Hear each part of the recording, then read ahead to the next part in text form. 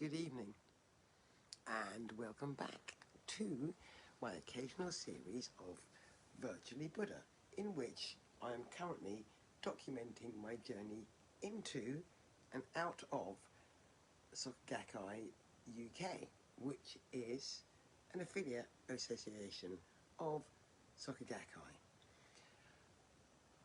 And the reason I put my Nisharina hat on today is because I did my last instalment and ended at the bit where I got given a leadership responsibility, and then I had a whole load of internet fuckwittery and lost track of the whole scenario, and then somebody said that they wanted to hear the next instalment, and I was just like, oh my god, somebody wants to know the next instalment. So I tried to think about what the next instalment was, and I couldn't really work it out. So I just thought I'd wing it, like I normally do. So I was given a leadership responsibility, and I became the district leader of Clarendon District. Now, in the UK, the districts are the smallest element of the organisation, and they are local groups organised geographically. And so my local group took up the few local streets and typically consisted of between 6 to 10 people, mostly the same ones. I might be exaggerating the numbers. And districts add together to make chapters, which add together to make a headquarters. Now, a headquarters will take up a whole area, like my headquarters was North Kensington, and chapters will take up a smaller area, so mine was Portobello, I think, I can't remember now, and districts take up an even smaller area. Anyway, so I remained the leader of my small little district until I left, actually. And I think that I was asked to take on that responsibility for a range of reasons. Firstly, I was a very visible person, and I was clearly very much there. I was super enthusiastic and really, really committed, and very much engaged in promoting the Soka Gakkai as an organisation, as well as sharing Nam-myoho Renge Kyo with anyone that I could. So there was my innate visibility that added to that. And then there was the fact that I'm a mouthy cunt. And I always say what I think. And I had already demonstrated that I held some controversial points of view, and had come across circumstances in which my opinions and my demeanour was considered to be challenging. It wasn't intended to be, but it was received as being challenging. Then also the fact that my auntie was the outgoing district leader of the district that I'd physically moved into, and she wanted to hand the role over to me because she was like old and done with it and tired. And also I had just demonstrated massive actual proof and was always demonstrating massive actual proof and sharing the practice with people, and loads of people received Gohonzon because of my efforts. Anyway, so also added to that was the fact that I was a regular contributor to the Kosen Rufu Fund, which was something that at the time I perceived to be something that had facilitated my own financial transformation and the financial transformations I'd experienced in my life. And I read all the books. I was reading all the time. So I became quite knowledgeable about representation of Buddhism from a Soka Gakkai perspective. And I wholeheartedly took on the responsibility because I fully invested in the belief that my life was underpinned by Nam-myoho Renge Kyo, and that as long as I was engaged in the propagation of Nam-myoho Renge Kyo, my life was going to improve. And it did. It really, really did. I have to say, it continues to do so subsequent to my exit from the Soka Gakkai, based on my continued practice of Nam-myoho Renge Kyo. However, I'm getting ahead of myself. So our little district bopped along. We didn't get much bigger.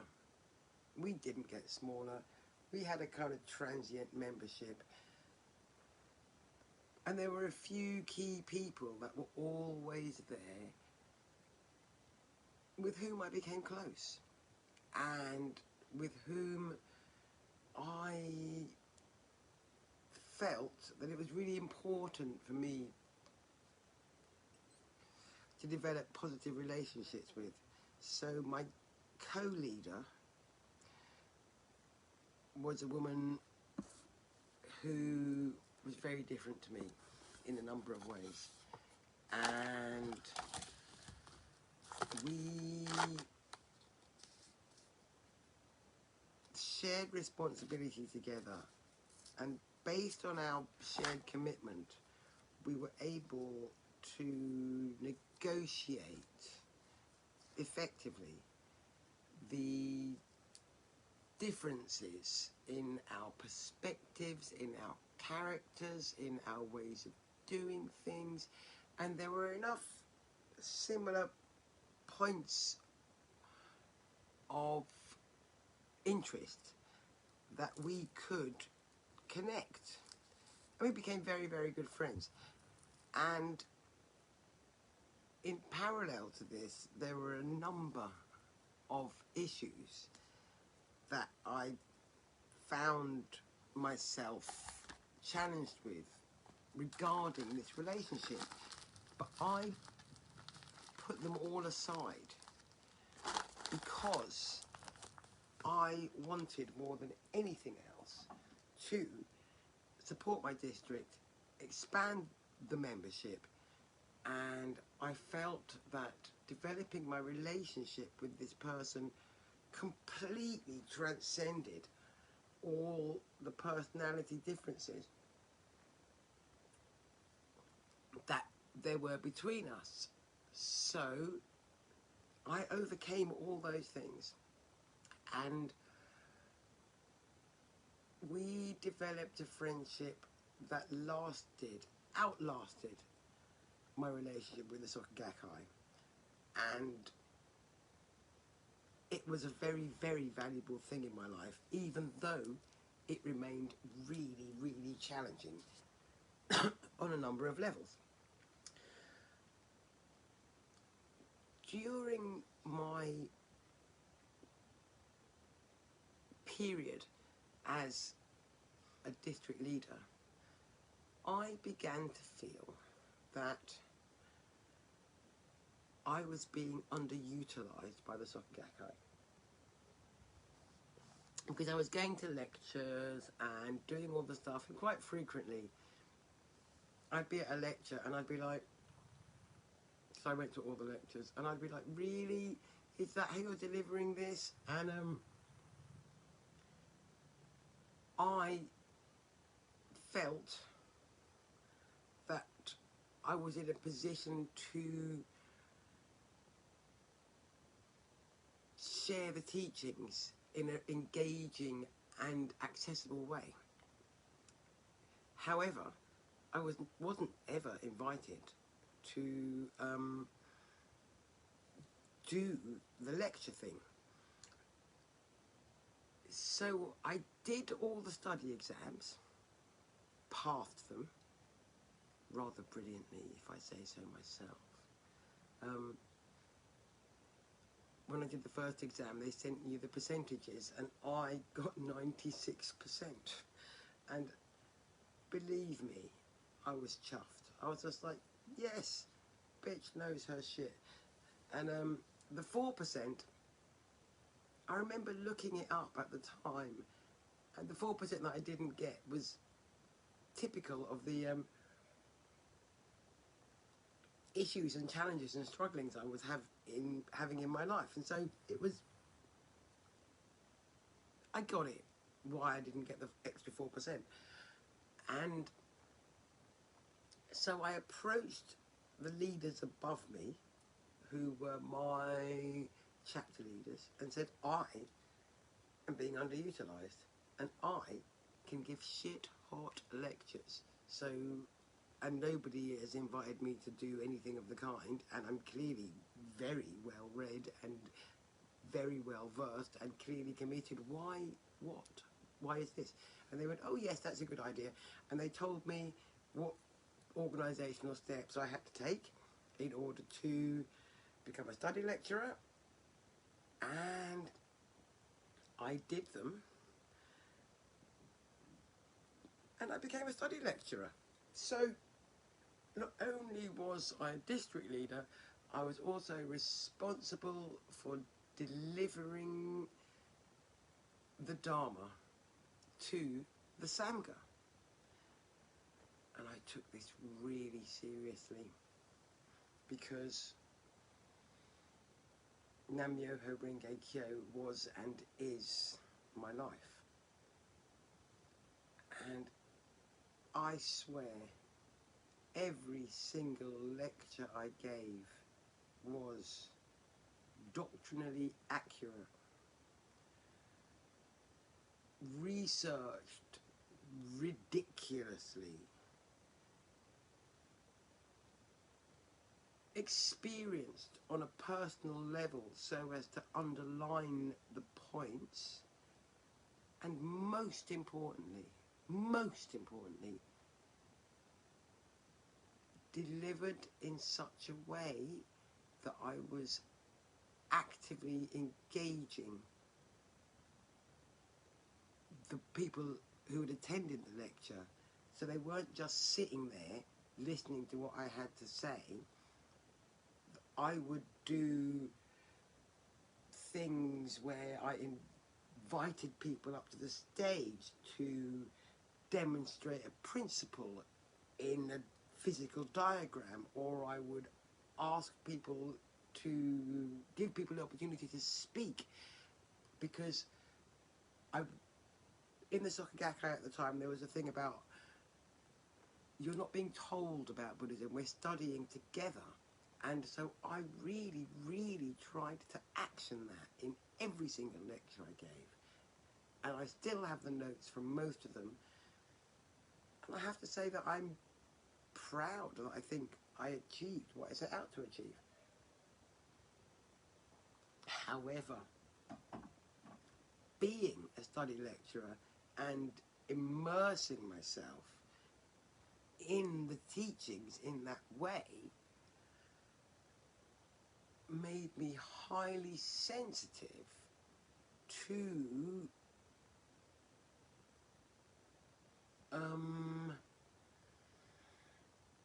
divergence from them. And so I guess, now that I'm saying it, which I didn't realise before, that my role as a study lecturer was probably the first step on my journey out of the Soka Gakkai, even though I didn't realise it at the time. And I'm trying really hard not to jump ahead of myself here, because I've repeated myself endlessly in this series of videos, and which is a bit shit. So I'm trying not to do that anymore. But immersing myself in the teachings and really living them, I lived them, I am still living them, was so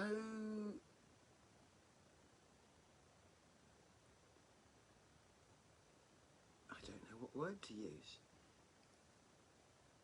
Exposing that as I read Nichiren's teachings, which I read and still do read, and I take them personally. When I read Nichiren, I think he's talking to me. And that connection that I developed through the endless study made me start asking questions. And that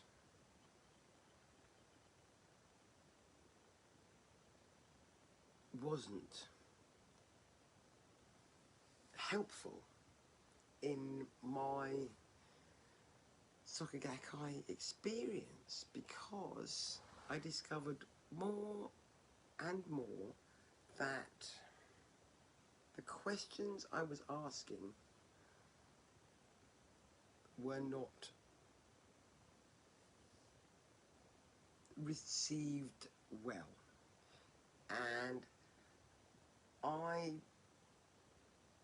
now that I'm looking back, realised that I became perceived as I don't know, I can't describe it, but I was this person that gave experiences and entertainments and gave lectures and was very, very public and very, very visible, and everybody knew me. I didn't move through the ranks of the organisation at all. And I think that's a good place to leave it. And I'll talk about that organisational development next time. Nichirina, over and out.